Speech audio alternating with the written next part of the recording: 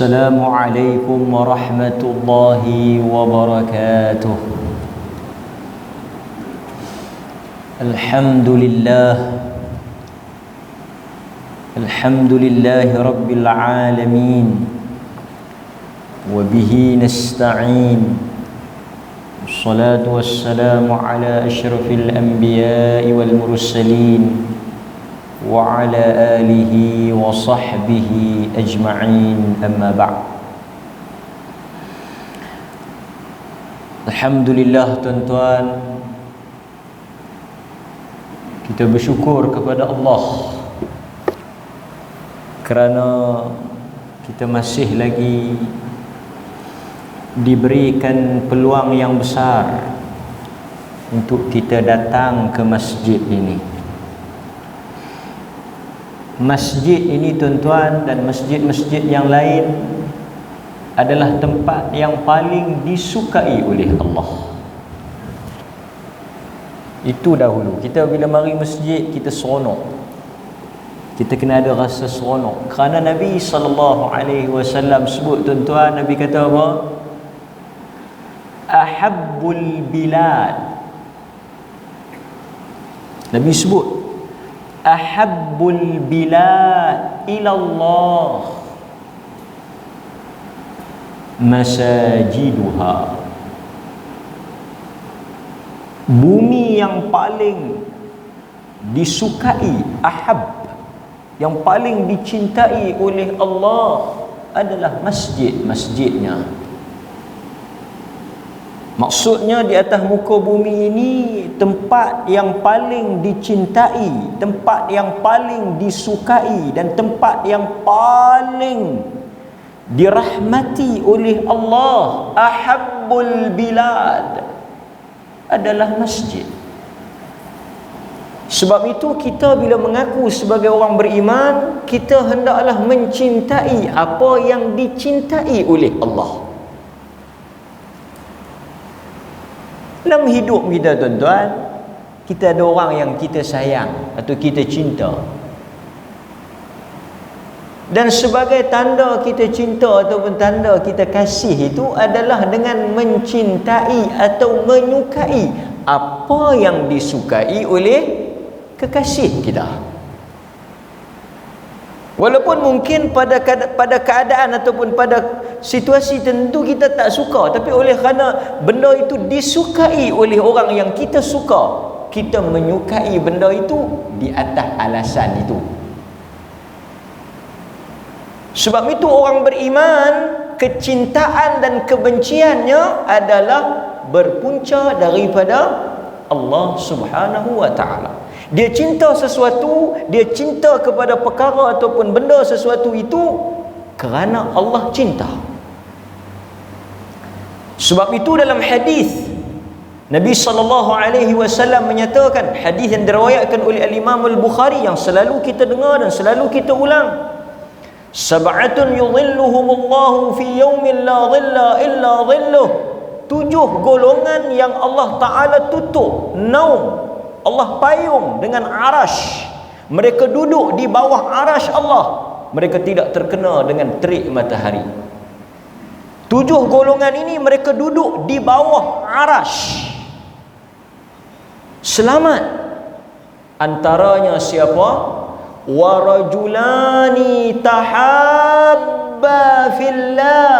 Mereka yang bercinta, berkasih, berkawan, bersahabat kerana Allah. Apa bukti mereka bercinta kerana Allah? Ijtama'a alaih wa tafarraqa alaih. Mereka bertemu, mereka bersatu kerana Allah, dan mereka berpisah juga kerana Allah. Sebab itu bila Nabi sebut tempat yang paling Allah suka, masjid. Jadi kita orang beriman kena suka dengan masjid. Sebab masjid ini milik Allah, bukan milik siapa-siapa, milik Allah. Dan sebab itu bagi orang beriman, dia suka mari masjid, dia suka duduk di masjid, dan apa-apa aktiviti dia banyak di masjid. Itu tanda orang beriman. Allah kata innama ya'muru masajidallahi man amana billah. Orang-orang yang mari ke masjid, mengimarahkan masjid, memakmurkan masjid, menghidupkan masjid, orang-orang ini Allah saksi kepada mereka itu. Allah menjadi saksi, mereka itu orang beriman. Orang yang tak beriman, dia tidak akan pijak ke masjid. Sebab itu Nabi SAW kata, sesiapa yang kamu lihat mallazimal masajid, sesiapa yang kamu lihat dia melazimi masjid. Nabi sebut, sesiapa yang kamu tengok dia melazimi masjid, dia menghadiri masjid, saksikanlah bahawa dia orang beriman. Nabi kata, kalau kamu tengok ada orang yang hadir ke masjid, orang yang memang dia senantiasa dengan masjid, saksikan dia itu orang beriman. Nabi kata, nak tengok orang beriman tak beriman, tengok dia dengan masjid.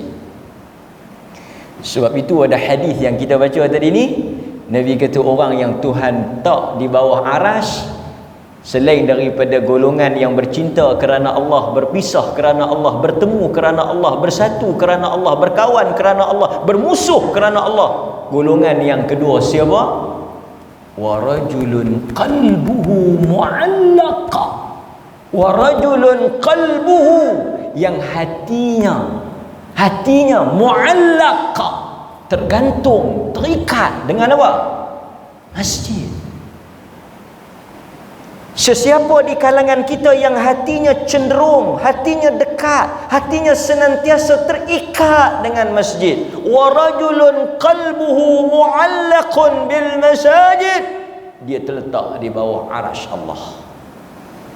Terus itu bila kita PKP hari itu, masjid ditutup, dan sahabat-sahabat saya di Kuala Lumpur, mereka sedih. Dia alhamdulillah Menteri Agama mempersembahkan ke bawah Duli Yang Maha Mulia yang di-Pertuan Agong benarkan dibuka. Salah satu perkara yang sangat menyedih ataupun memilukan hati orang-orang beriman ni, apabila dia lalu di masjid, dia tengok masjid tutup, dia dengar. Saya tuan-tuan, majoriti kita semua 60-an ke atas. Awal-awal dulu masjid masa dibuka, antara SOP mesti di bawah usia 60 ke bawah. Sebab golongan 60 ke atas ni high risk, berisiko tinggi. Bukan tak bagi mai, tapi berisiko tinggi sebab dia punya imunisasi tak sekuat orang muda. Di atas kesihatan lah. Ramai orang-orang yang saya jumpa menangis bila mendengar laungan azan. Bila dengar laungan azan menangis. Pasal apa? Pasal tak boleh pi di atas faktor umur.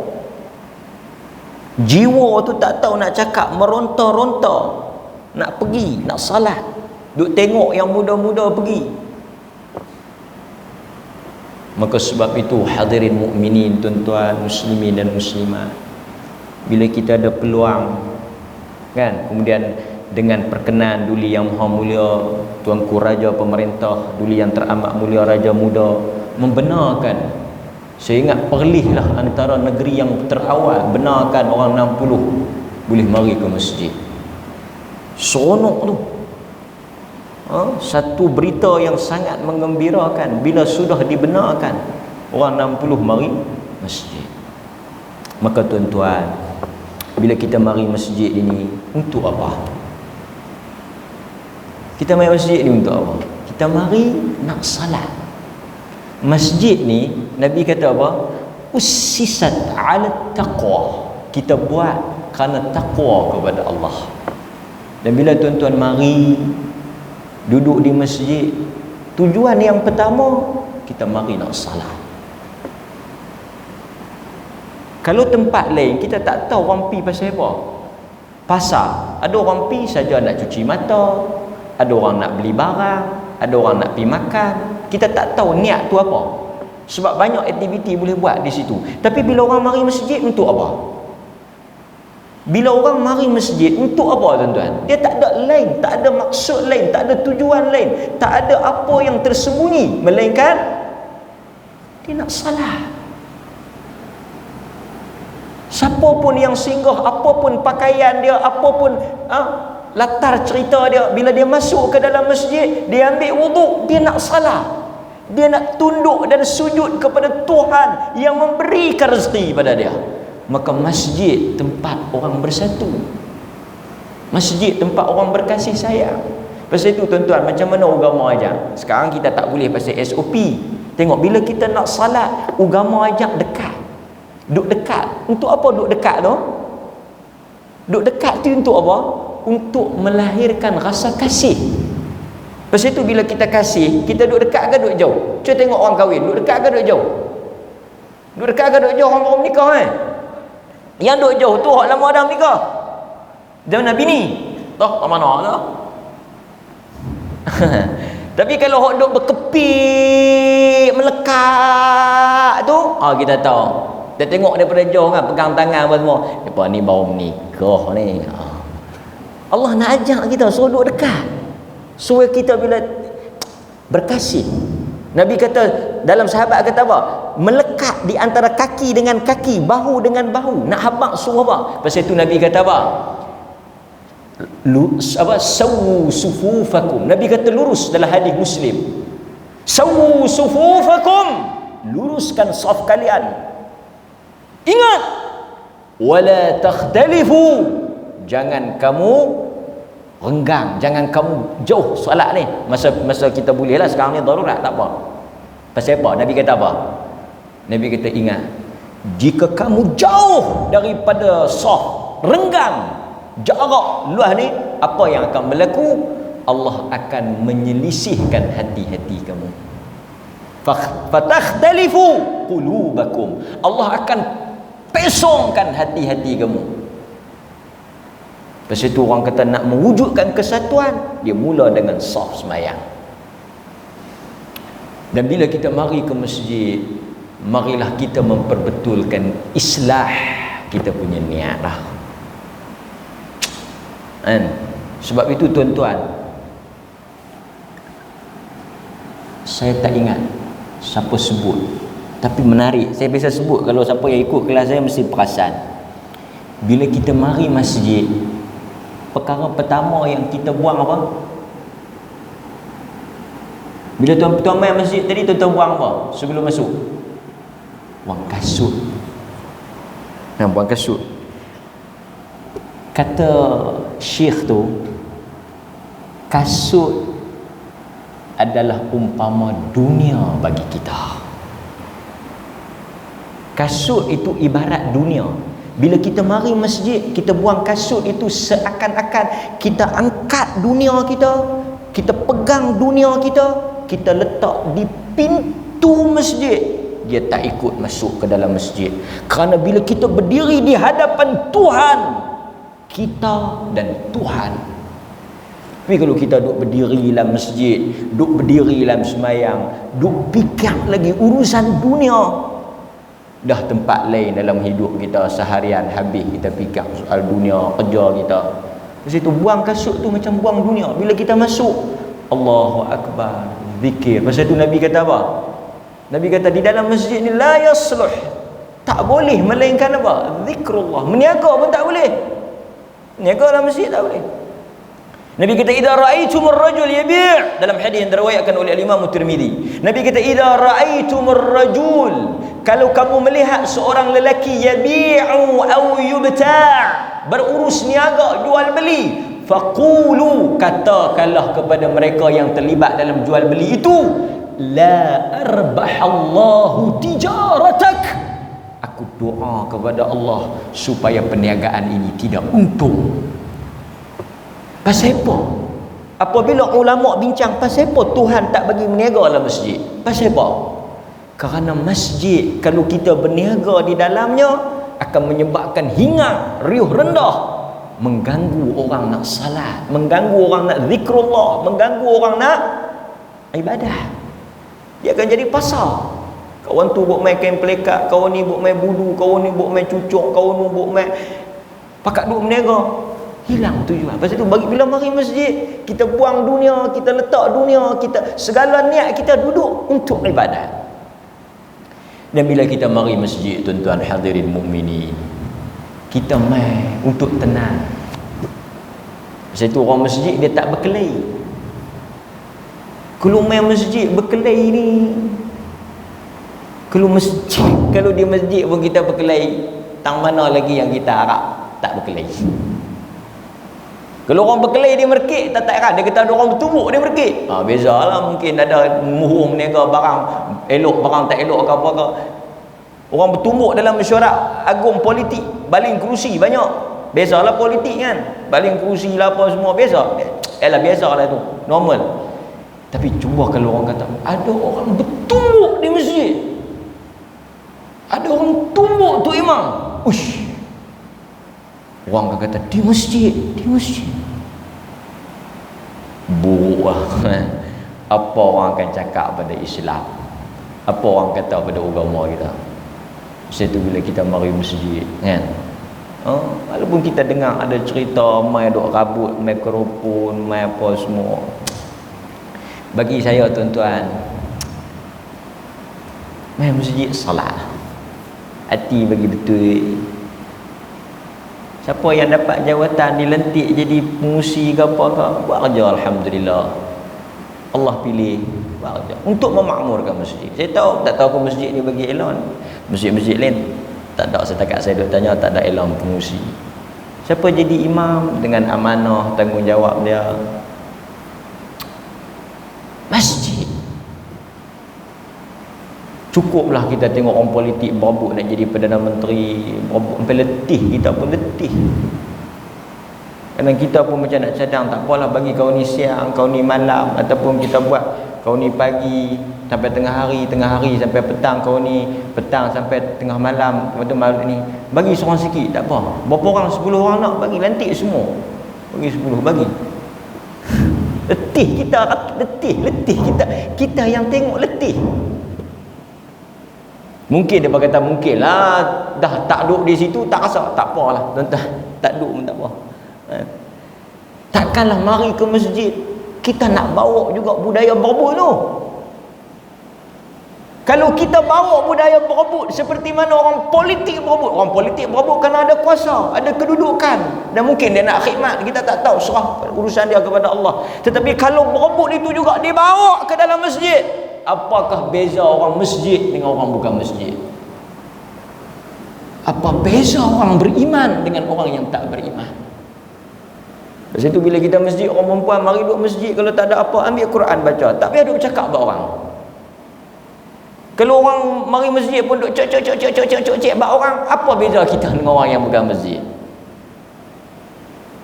Tak bukan orang perempuan ni, tak baik tu dah mewah zikir pagi, kau baca Quran, kau baca apalah, sementara ustaz nak main, sementara nak qamat, tak baik tak baik tu buka terus cerita. Tak dan tak baik, kadang-kadang tak dan tak baik mula dah cerita, apa dia pula ni. Kadang duk main masjid tu pasal apa? Pasal ada geng nak mengata. Tak payah mai, saya abang tu tak payah mai. Kalau mai nak mengata, nak cari salah orang, mai nak bertojel dengan orang, mai nak berkelahi, tak payah. Masjid untuk orang bertakwa, orang yang cakap bak orang yang cari salah orang, bukan orang bertakwa. Tak ada tempat dan ruang dia dalam masjid. Di luar, yes. Mai sini orang nak baca Quran, mai sini orang nak berzikir, orang nak dengar majlis ilmu, orang nak bentuk diri, orang nak dekatkan diri, orang nak dengar rasa takut, rasa takwa, nak tingkatkan iman, nak bagi beza, nak bagi belai dengan tempat-tempat tak guna di luar sana. Bila bawa budaya tak buruk, budaya tak elok tu masuk ke dalam masjid, kita tak tahu nak pergi cari rahmat Allah di mana. Maka sebab itu tuan-tuan, kita belum mengaji lagi ni dia panggil tausiah, nasihat. Belum baca hadis lagi, nasihat kan. Sebab kadang-kadang saya duk tengok orang mengaji, kadang-kadang dia kena nasihat. Sebab kadang-kadang bila mengaji dia menjadi keras hati. Kita ilmu penting, tapi dalam masa yang sama dia panggil tarbiyah ruhiyah, tarbiyah jiwa. Pasal Nabi dia bukan ajak, dia bukan semata-mata ajak Quran saja. Allah kata apa? Huwallazi ba'atsa fil ummiyina rasulan minhum yatslu alaihim ayatihi wa yudzakkihim. Allah hantar rasul ini untuk apa? Yuallimuhum, untuk ajak Quran. Bukan semata-mata ajak Quran, bukan ilmu saja. Wa yudzakkihim, untuk nak cuci hati. Lepas tu bila kita main masjid, hati kita kuat bersih. Tak ada sangka buruk, tak ada perasaan tak elok, tak ada dendam, tak ada rasa nak cari salah orang. Pasal masjid, tarbiyah. Tarbiyah tak tarbiyah, asuh diri. Ini pentingnya masjid. Sebab itu saya pun nasihat bila mari masjid, mengajar, tuan-tuan mari belajar, duduklah, rahmat Allah bila kita keluar, kita berubah. Ini kadang-kadang bukan geng-geng muslimat ni baguslah. Muslimat lain. Muslimat ke muslimin pun sama. Duduk pun duduk berketui dengan geng. Oh. 4-5 orang dia duduk. Dia duduk grup dia apa? Pasal apa? Pasal depa punya grup tak ngam dengan grup nu. Grup nu pula 3-4 orang depa duduk tentu. Ni yang duk pi buat grup ni di mana? Di masjid. Masjid ni mai nak satu hati, mai nak dengar ilmu Allah. Bila nak dengar, tepi-tepi ni jangan duk ambil kisah. Tapi orang lelaki-lelaki dia tak, bukan dia berketui pasal grup, dia cari tiang sakit belakang. Lelaki-lelaki ni dah ni. Marilah kita sama-sama tuan-tuan. Saya tak kata kat siapa, kata kat diri saya dan nasihat umum. Kita berubahlah. Mari masjid untuk Allah. Kita mebai. Kadang-kadang dia bergaduh dengan kau tu, dia tak mau main kelas. Aku tak mau pergi. Awak, pasal apa dengan ustaz? Aku tak apa dengan ustaz. Aku tu tak kenal dengan kau tu. Akhirnya bila kita tak main masjid, kita tak main majlis ilmu, siapa rugi? Ustaz tetap macam saya dulu kata, masjid bayar macam biasa. Dia rugi dia tak main. Dia tahan pasal apa tak main masjid? Aku tak setuju dengan kau tu. Rugi kita. Itu dah tak boleh main pasal penyakit. Ni berkelahi dengan kau tu tak main pula. Kan? Allah. Okey, sambung hadis kita tuan-tuan. Sikit-sikit. Lepas ni saya insya-Allah sebelum mula tazkirah, sebelum mula mengajar, saya akan baca 1-2 hadis sebagai di mana-mana lah, sebagai nasihat menasihati antara kita. Kan? Okey. So kita baca hadis kelebihan amalan seterusnya pada malam ini daripada hadis riwayat Muslim. Hadis riwayat Muslim. Okey.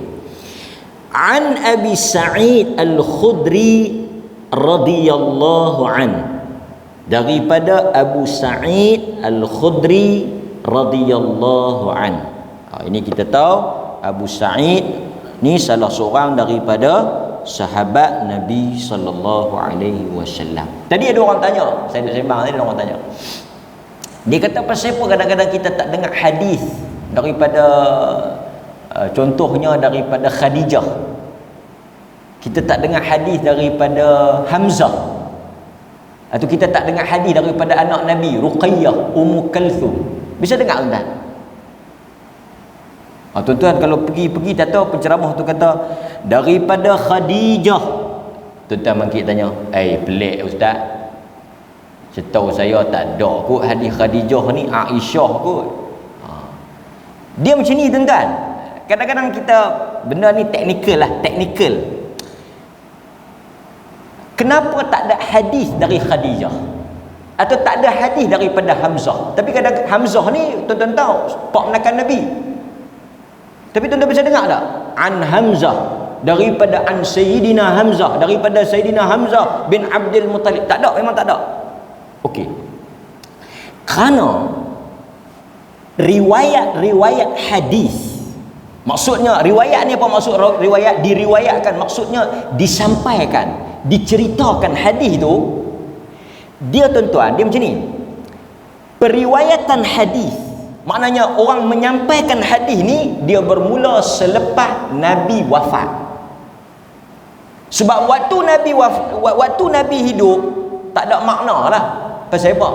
Pasal orang akan dengar dan tanya Nabi terus.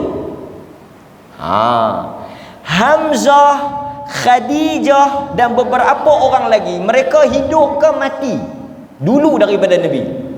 Mereka meninggal sebelum Nabi. Pasal itu tak ada hadis daripada mereka. Pasal mereka meninggal. Orang yang meninggal sebelum daripada Nabi, tak ada riwayat daripada dia, tak ada hadis daripada dia. Kerana orang mula cerita hadis, aku dengar Nabi kata, aku tengok Nabi buat. Benda ni mereka habaq bila mereka mula riwayat sampai kepada orang ramai selepas Nabi wafat. Jadi pasal itu Aisyah banyak hadis dia kita dengar. Pasal apa? Pasal dia hidup lama lepas Nabi wafat, dia hidup lama. Jadi bila dia hidup lama, banyak dia cerita. Dan dia pun banyak yang dia hafal sebab dia muda. So tuan-tuan tak akan jumpa hadis Khadijah. Walha ada benda yang Khadijah duduk dengan Nabi lama juga. Tapi Khadijah dia wafat dulu. Dia wafat dulu. Jadi tuan-tuan kalau orang tanya, ada tak hadis daripada Khadijah? Tak ada. Ada tak hadis daripada Hamzah? Tak ada. Sebab mereka ni meninggal sebelum Nabi wafat. Hadis diriwayatkan selepas Nabi wafat. Ni teknikal sikit lah. Barulah kita mengaji, kita cerita lagi lah kan. Pasal ada orang tanya kan? Okey, bagus soalan tu, bagus. Maksudnya dia fikir kan? Tapi tak apalah, dia kata yang penting ustaz baca ada hadis, kami nak dengar cukup. Itu lagi bagus. Kan? An Abi Sa'id Al-Khudri anna nasan min ashabi Rasulillah sallallahu alaihi wasallam kanu fis safar. Kata Abu Sa'id, ada satu kumpulan daripada sahabat-sahabat Nabi sallallahu alaihi wasallam yang dalam suatu permusafiran. Maksudnya Nabi tak ada. Ashabin Nabi, sahabat-sahabat Nabi. Ada tak Nabi dalam grup tu, rombongan tu? Tak ada. Mereka ni buat satu perjalanan yang mana Nabi tak ada dalam perjalanan tu.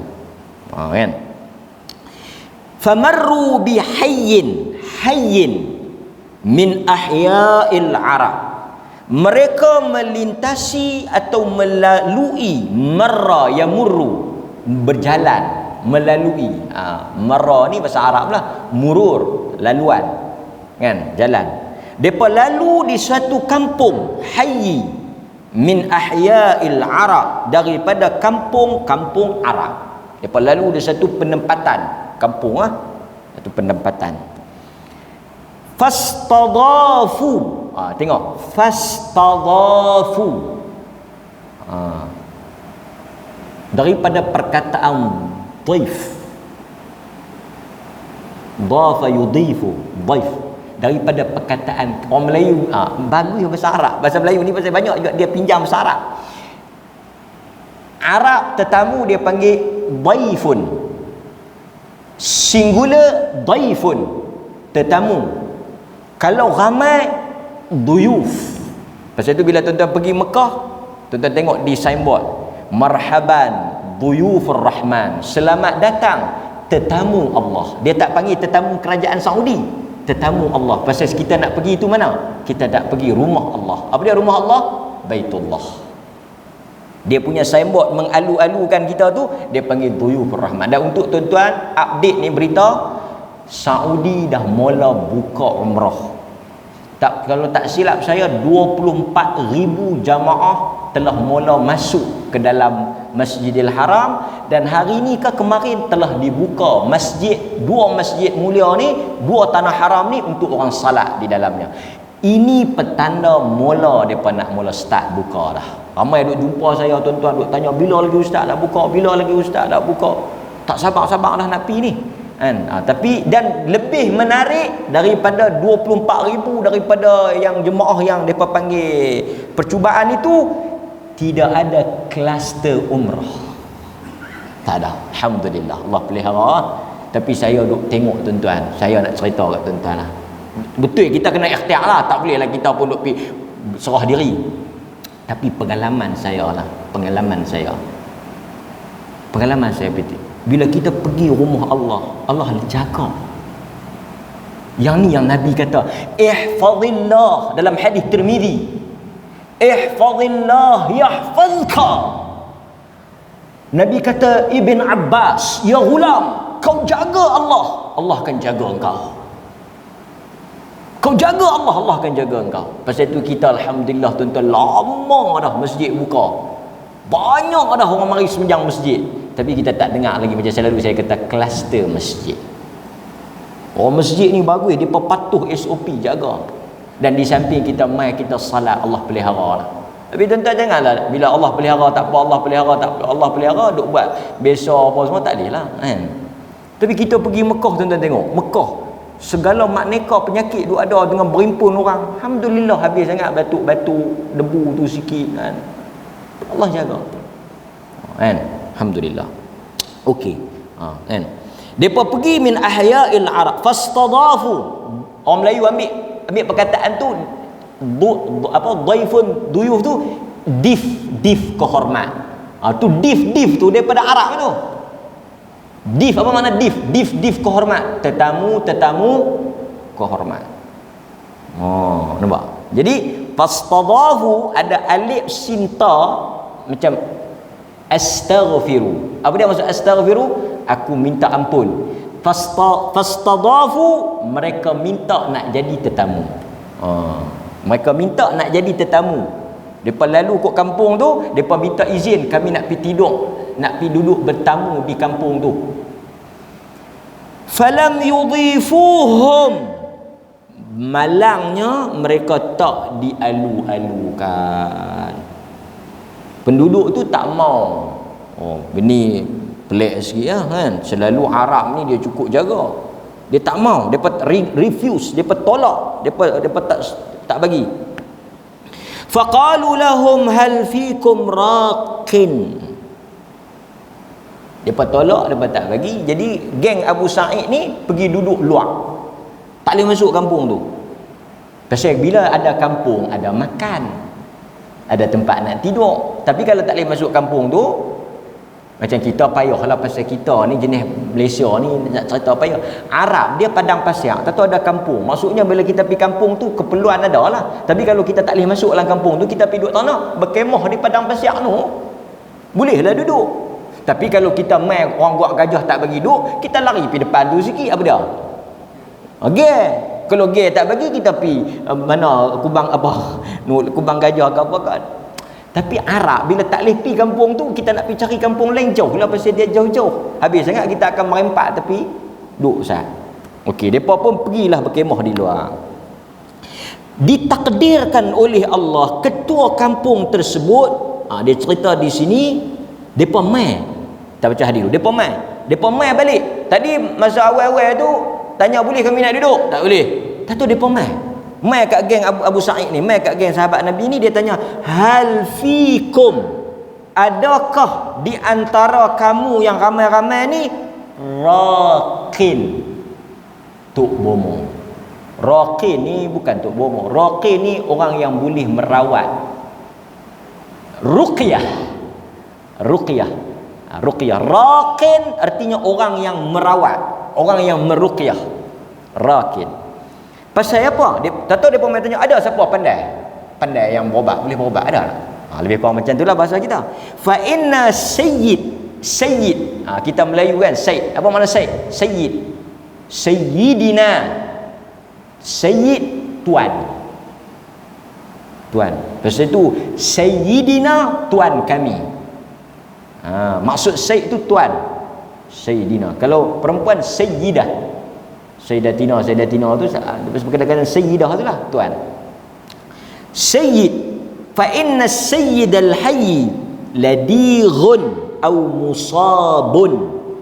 Kerana sesungguhnya sayyidal hayy, ketua kampung, tuan kampung ni, kepala kami ni, ladighun aw musab, terkena sengatan ataupun terkena musibah. Sebahagian dia kata binatang berbisa.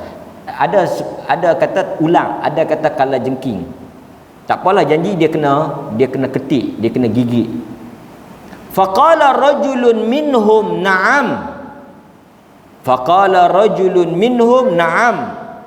Bangkitlah satu laki-laki, tak tahu siapa dia, minhum, daripada ramai-ramai sahabat Nabi tu, dia kata na'am. Dalam sebahagian riwayat dia kata na'am biiznillah. Boleh ada dengan izin Allah. Fa'atahu faraqahu bi fatihatil kitab. Fa'atahu faraqahu, dia pun pilah kat ketua kampung tu, faraqahu, dia pun jampilah, rawatlah ketua kampung tu bi fatihatil kitab, dengan membaca al-Fatihah. Dia pergi baca Fatihah. Fabara'a ar-rajulu, fabara'a, bila dia baca Fatihah, fabara'a, bara', lega, hilang sakit tu. Fa'u'tiya qati'an min ghanam, depa hadiah satu bahagian, satu potong min ghanam, daripada kambing. Sebab dia banyak riwayat, sebahagian riwayat kata apa, depa buat syarat dulu, kami boleh berobat, tapi kami tak mau berobat, melainkan hampa kena bagi kami masuk duduk kampung bah. Tadi hampa jual mahal, susah baru nak tahu, baru nak cari kami. Dia kata macam tu, dia berkata okey tak apa. Tak tahu bukan setakat boleh masuk duduk di kampung tu, lepas lega tuan-tuan. Kita ni masalah dia macam tu lah. Nikmat ni hanya disyukuri bila ia hilang atau ia ditarik daripada kita. Pasal tu kawan ni lega dia bagi kambing. Kita kalau boleh lega bukan kata kambing, apa yang ada kita boleh bagi. Saya ada anak murid kerja apa ni, klinik gigi di hospital tu. Sakit gigi ni jangan main-main. Sebab saya biasa sakit gigi ni dia satu badan rasa. Daripada kepala apa tak boleh lena. Tak boleh lena. Sakit gigi tak boleh lena. Macam nak pergi hempuk kepala di dinding tu. Punya sakit. Jadi bila pergi, tuan-tuan fahamlah hospital ni dia ada giliran. Duk tunggu. Sakit nyut. Oh dia tengok orang lain gelak kat orang lain. Dia rasa macam gelak kat dia. Tu sakit gigi. Dia kira nak pergi tampak kawan tu dia duduk sakit, kawan tu dia pun duduk sembang dua melawak apa, duduk gelak. Dia sini angin kan. Pasal tu kalau tuan-tuan pergi di klinik gigi, tuan-tuan jangan duduk buat layak buruk, tak tahu halah kot sakit demah biji. Orang sakit gigi ni dia sensitif, dia sakit tu, sakit tangkap kepala habis semua tu. Dia kata awak yang lambat sangat ni. Nak ambil berapa juta abang mai nak bagi? Dia tanya berapa juta. Pasal tu orang pergi klinik gigi, orang tak heran berapa ratus nak bayar. Tak heran. Janji tak sakit, lega. Dengar kadang-kadang buat gigi 1000. Saya cabut saja itu 750. Berapa malam kena ceramah nak bayar. Doa je duk sakit lah lagi gigi. Cukup sekali. Bukan nak melawak, tapi nak habang punyalah. Tapi kita rasa lepas-lepas cabut lega. 7,500 pun aku bayar. Buat apa ada berpuluh ribu tapi kalau tak boleh tidur? Bini segala buat dah habis, segala buat lah, buh atas tilam, buh bantai, buka aircon apa semua lah. Tak bagi anak-anak kacau pasal nak bagi lena, tak boleh lena. Masa tu kalau siapa mai tanya mau duit ke mau lega, mau lena, kita kata bagi lena. Sampai aku bagi tak lena. Pepok segala pepok lah. Apa ni tuan-tuan, pepok apa? Apa ni, kelik kayu manis, bunga cengkeh, apa semua pepok. Doa tak payah kata doa, habis doa kan. Kalau orang tengok kata ustaz pun doa tak pi dengan sakit gigi. Tapi nak habaq manusia. Sebab itu apabila Allah bagi nikmat, jarang satu insan syukur di atas nikmat tu. Sebab itu apabila nikmat itu diberikan dengan mudah, dia mula rasa takabur di atas nikmat tu. Bila dia nak balik kepada Tuhan, dan bila dia nak rasa syukur, dan bila dia nak appreciate apa yang Tuhan bagi, dia nak hargai nikmat itu apabila Tuhan ambil. Sebab tu kadang-kadang kita tengok kan, orang yang ada mak ayah, dia tak rasa perasaan macam orang yang dah mati mak ayah. Orang yang mati mak ayah ni kalau dia rasa, tapi orang yang ada ni dia tak kisah. Bila dia nak teriak sangat, bila yang nak meraung, nak guling-guling sangat, masa duk hidup nak mai tengok pedak dah mati, janganlah duk tanam lagi, saya nak balik tengok, saya nak balik tengok. Dia berkata macam mana, tak nak tanam kan? Dia balik mai pun tak mangkit balik. Kadang-kadang manusia bila benda tu ditarik baru dia nak syukur. Masa tu kalau ada depa cerita kuno, cerita dongeng lah kan. Ada satu raja pergi mana tau. Azan lah. Cepat azan ni, baru nak cerita kita bang luar kan. Kita sambung azan Ustaz. So kita sambung balik hadis ni. Fa inna fa bara ar-rajul fa u'tiya qati'an min ghanam. Dibagi satu potong daripada bahagian daging kambing. Arab ni sebahagian syurah, sebahagian pensyarah hadis-hadis ni, dia kata bila sebut qati'an, satu potong daripada ghanam ni, dia boleh makan berapa orang. Dia sebut di sini, dia kata boleh makan, kalau tengok dalam sebahagian syarah ni, dia kata boleh pergi 10 wal arba'in, boleh makan 10 ke 40 orang. Walaupun dia sebut satu bahagian, so banyak kan. Bukanlah bagi satu paha untuk kawan tu seorang kan, maknanya satu grup tu kan, satu grup. Okey, lepas tu apa berlaku? Kita sambung balik hadis ni. Fa aba an yaqbalaha, tapi kawan tu tak mau. Okey, dalam sebahagian riwayat ada di kalangan ulama kata lelaki tu yang pergi tu huwa Abu Sa'id Al-Khudri. Dia tu Abu Sa'id lah.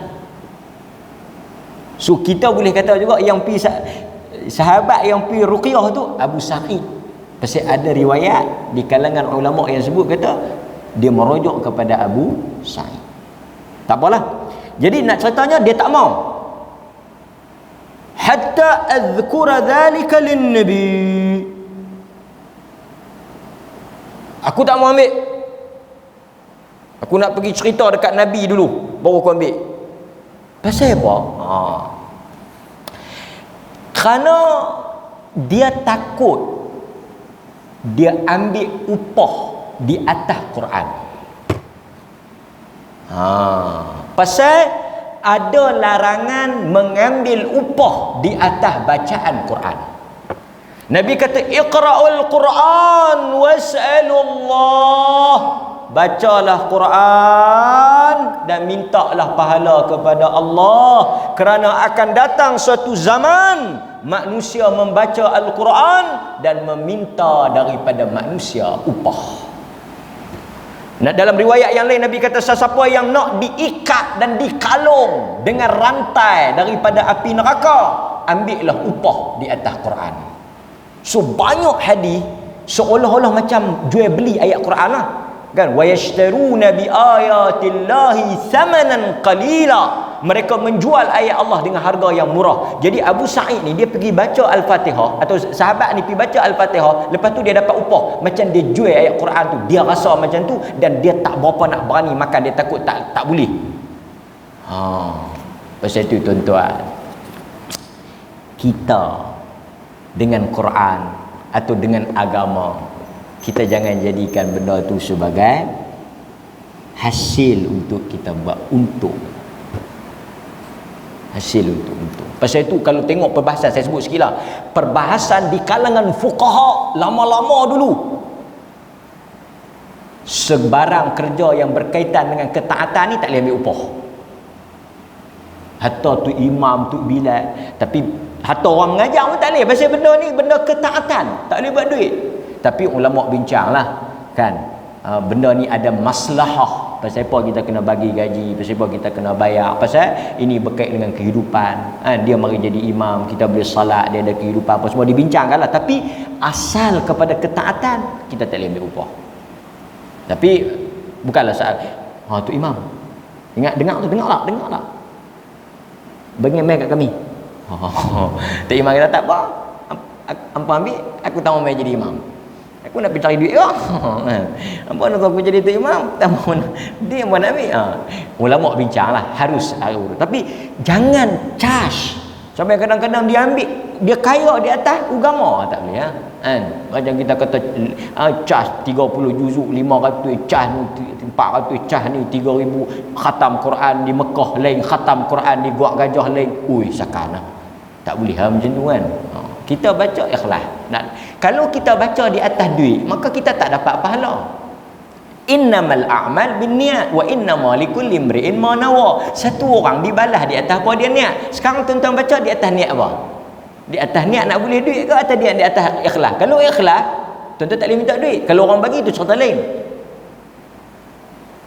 Contoh katalah siapa-siapa mati, saya nak pergi baca Quran bagi kat dia. Di atas ijtihad, pahala ada. Tak apalah baca. Tapi tak payah ambil duit. Tak tahu dia nak bagi ustaz, anak dia nak bagi, ambil lah. Tapi saya pun pelik, macam mana anak dia tahu? Macam mana anak dia tahu kata kawan ni baca? Saya lah abang kata saya baca banyak kat pok dia malam. Pasal apa pergi abang? Weh, kering tekak-tekak baca tak kata boleh apa? Jahanam.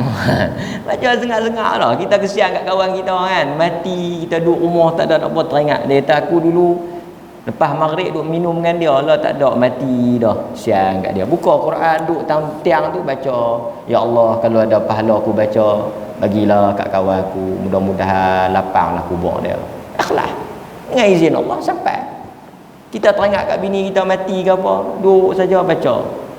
Tidak dia duduk teman kita baca. Lepas tu kita kata, ya Allah kalaulah ada pahala di atas bacaan Quran aku tadi, aku hadiahkanlah pahala tu pada isteri aku, mudah-mudahan bolehlah tolong dia dalam kubur. Adakah boleh ustaz lagu tu? Boleh Yang tak boleh ustaz, Assalamualaikum, dia ni Azman ke? Ya, siapa? Ni tadi ustaz baca dah sikit puluh juzuk untuk arwah ibu Azman. Dia ustaz, ni ustaz nak abang nak ambil my bank ke bank Islam? Apa cerita? Abang my bank ke bank Islam? Kan? Maka sebab itu kita tak benarkan. Pahala urusan Tuhan, pahala bukan duk di kita. Macam mana ustaz tahu kata ustaz boleh pahala? Ustaz nak cah pula atas saya. Berapa saya nak bayar kat ustaz ni? Banyak yang 10 juzuk tu lah. Berapa pula per juzuk? Okeylah, dia macam ni lah. Kalau kata nak bayar hari ni RM10, kalau nak bayar besok RM15. Kalau dia boleh negotiate lagu tu. Hatta di setengah-setengah tempat doa pun dia charge. Nak doa Arab ke doa Melayu? Kalau Arab saja lain. Pasal tu ada video mana tak tahu saya tengok, marah ustaz tu. Pasal apa? Pasal panggil pi tahlil jamu lekeh. Dia kata tengok, dia nak baca doa tu dia tengok jamu apa dulu. Tengok-tengok angkat jamu lekeh, dia pun baca pendek. Angkat-angkat kambing, dia baca lama sikit. Tu dia. Kita pi letak tarah kita sampai ke tahap tu. Walha dalam Quran tu tak berhenti sat ayat ikhlas. Kan? Pergi kita pergi rumah kawan tu nak buat tahlil, kata depa nak buat tahlil. Pergi buat tahlil untuk apa? Untuk nak sedekah pahala. Sedekahlah. Tak payahlah harap apa-apa. Kan? Okey, tu cerita dia. So dia tak mau ambil lah, dia tak mau makan. Dia kata dia nak pergi cerita kat Nabi dulu. Fa'atan Nabi sallallahu alaihi wasallam fadzakara dhalika lahu faqala ya Rasulullah ma raqaitu illa bi Fatihatil Kitab fatabassama. Dia kata Rasulullah aku tak baca apa-apa, baca Fatihah saja. Fatabassama. Nabi bila dengar dia cerita dia ni senyum. Rasa macam happy lah, rasa macam terhibur. Fatabassama. Nabi tanya dia, Nabi kata, "Wama adraka annaha ruqyah?" Kau tahu mana Fatihah ni jampi? Nabi tanya dia, kau tahu mana yang kau pergi baca Fatihah ni? Dia kata apa? Thumma qala khudhu minhum. Dalam sebahagian riwayat dia kata dia tak tahu, cuma dia baca. Dia tuan-tuan, saya nak ulas sikit. Pertama, pasal apa kawan ni baca jadi? Kadang-kadang kita baca tak jadi.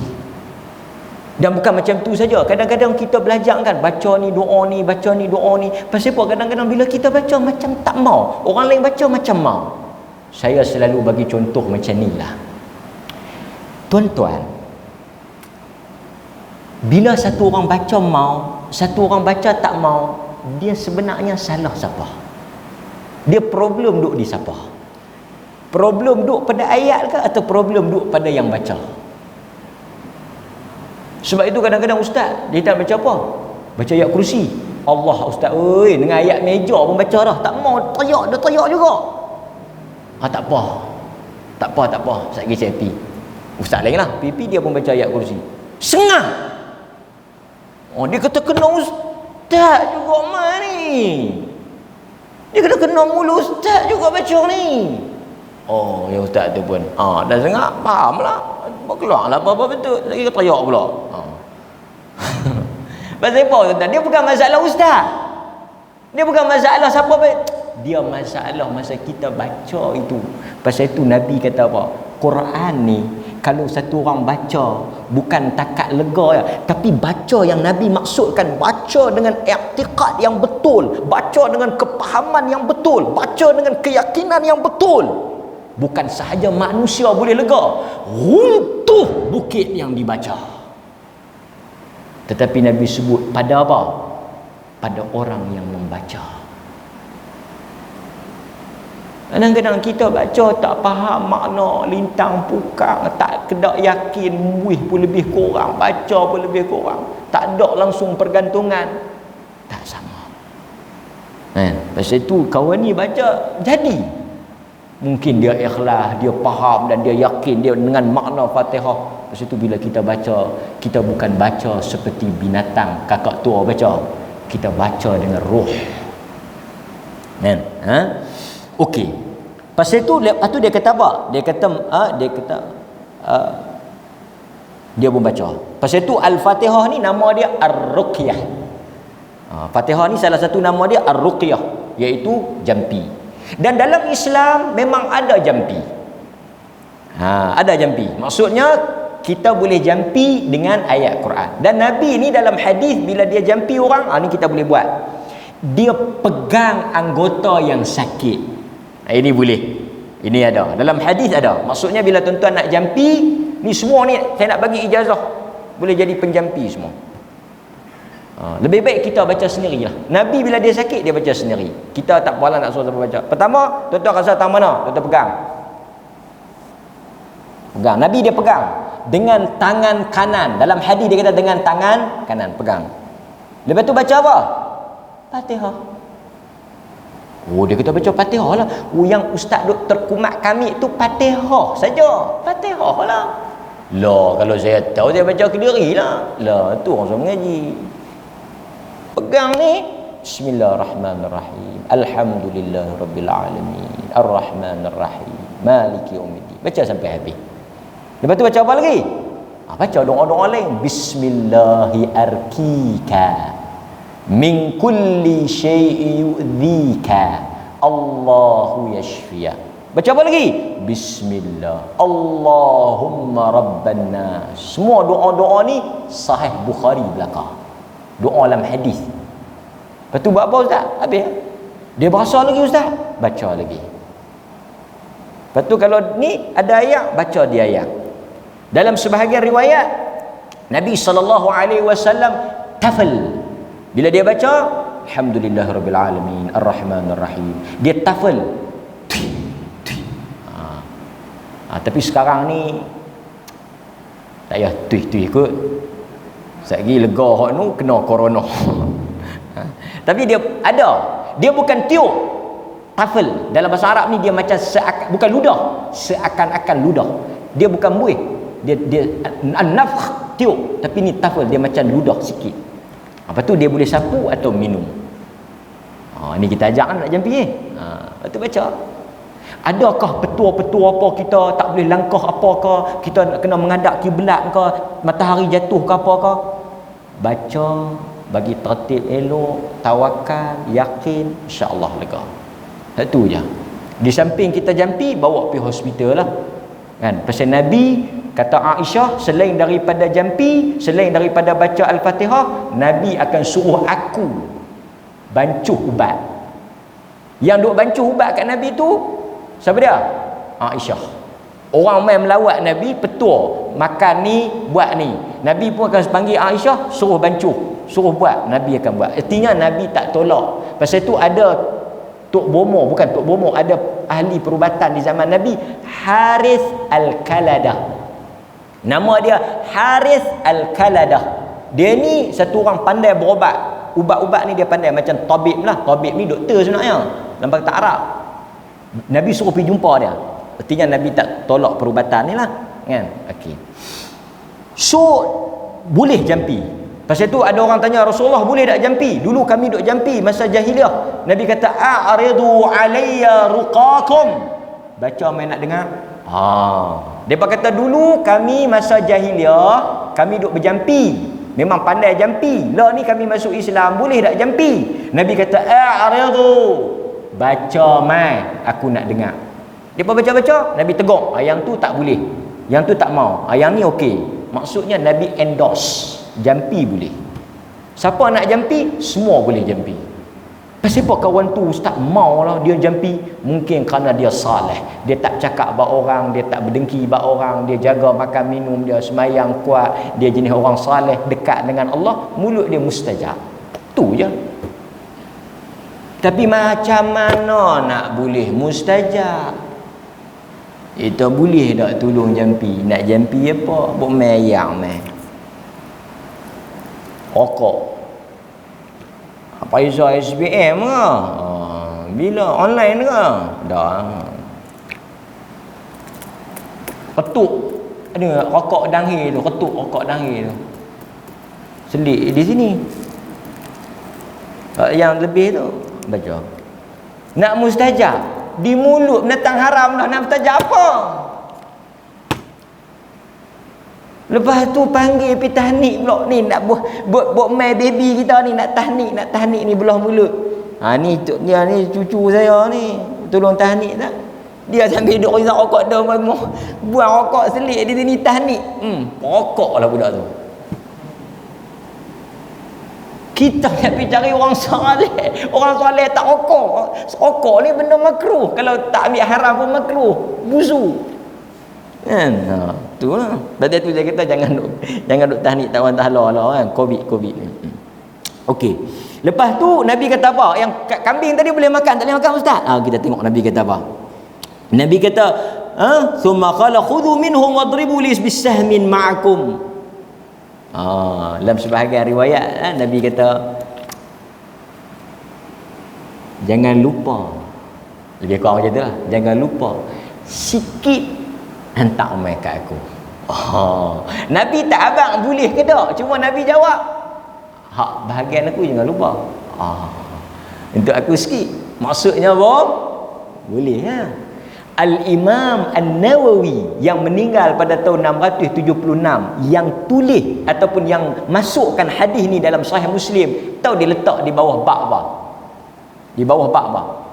An-Nawawi yang bubuh ni dalam Sahih Muslim. An-Nawawi kata bab hadis ni duduk dalam bab pada menyatakan bolehnya mengambil upah daripada jampi dan membaca ayat Quran. Jadi kalau tuan-tuan jampi orang nak bagi, boleh ambil. Tapi jangan charge. Dan tuan-tuan yang ni bagilah sekadar nak bagi jamu makan pun cukup lah. Bukannya doa, bukannya teruk mana pun, pergi baca doa. Jamu makan sikit ke, bagi kambing sikit ke apa ke, cukup lah. Tapi boleh dah ambil bila kita baca Quran tu? Boleh. Jawapan dia boleh. Pasal hadis ni Nabi kata buat main sikit bagi aku.